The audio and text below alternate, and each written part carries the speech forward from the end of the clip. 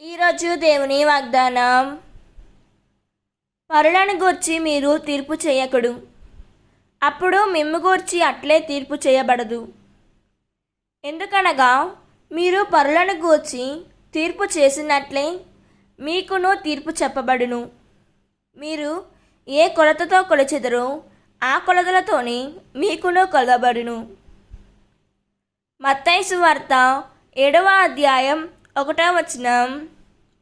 ఈ వాక్యం మనకు ఏం చెబుతున్నదంటే, ఈ వాక్యంలో యేసు ప్రభువు ఇతరులను తీర్పు తీర్చవద్దని బోధిస్తున్నారు.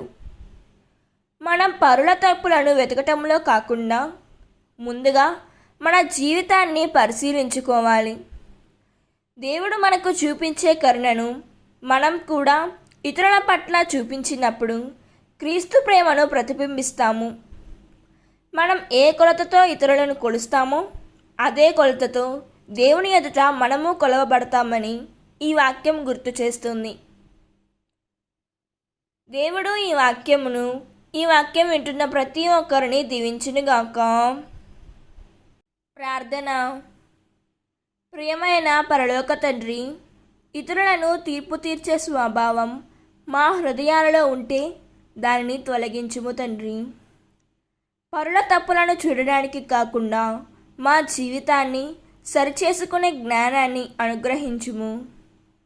ప్రేమ, కరుణ, వినయంతో జీవించుటకు మాకు సహాయం చేయము ప్రభువా.